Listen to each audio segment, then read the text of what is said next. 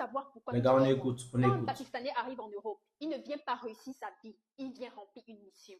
Une mission économique, communautaire, religieuse, familiale. Leur stratégie est claire. La femme gère les allocations, garde les enfants, sécurise la maison. L'homme sort chaque jour pour chercher le capital, peu importe le froid, la fatigue ou la langue. Dès qu'ils atteignent un petit bénéfice, ils épargnent collectivement. Ils créent une tontine de clan, jamais ouverte à des étrangers. Et cette tontine devient leur banque de guerre. En 2 ans, ils ouvrent un snack. En 4 ans, un supermarché. En 6 ans, ils rachètent des immeubles. En 10 ans, ils sont propriétaires des locaux que les Africains louent. Ils savent que la richesse, c'est la structure et que l'argent individuel ne pèse rien sans un système collectif.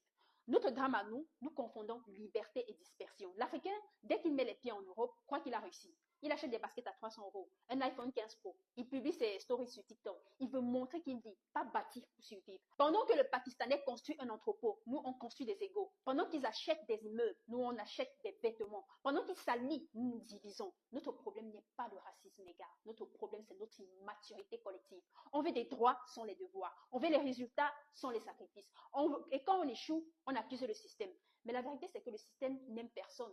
Il récompense ceux qui s'organisent. Tu peux détester ce que je vais te dire, mais regarde autour de toi. Un arabe ne trahit pas son frère, même s'il ne s'aime pas. Ils se soutiennent dans le business. Leur logique est simple. Mieux vaut que la richesse reste dans notre communauté, même si je ne t'aime pas. Un Africain lui préfère voir son frère échouer plutôt que réussir avant lui. C'est culturel. Dès qu'un noir ouvre un commerce, d'autres noirs créent le même à côté, juste pour le tester. Mais quand un arabe ouvre une boutique, les siens viennent acheter chez lui. Ils nourrissent leur propre écosystème. Et c'est comme ça qu'en 10 ans, ils deviennent incontournables. Pendant que nous gaspillons notre énergie à nous comparer, ils construisent des dynasties économiques. Les femmes arabes, pakistanaises, turques ou syriennes comprennent le rôle stratégique du foyer. Elles ne sabotent pas le système familial par orgueil.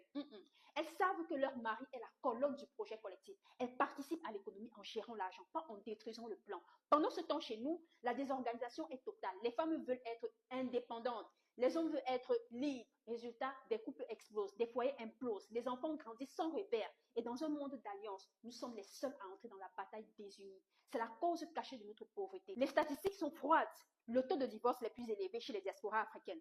Le taux de collaboration est plus faible entre entrepreneurs noirs et les taux de capitalisation les plus bas dans nos communautés. Regarde bien, les Arabes ne font pas de bruit. Les Pakistanais ne s'exhibent pas. Ils bossent, ils s'organisent, ils observent dans l'ombre. Pendant ce temps, l'Africain parle, live Facebook, débat TikTok, conseils sans expérience, apparence sans substance. Mais dans les bilans comptables, ce sont les silencieux qui gagnent.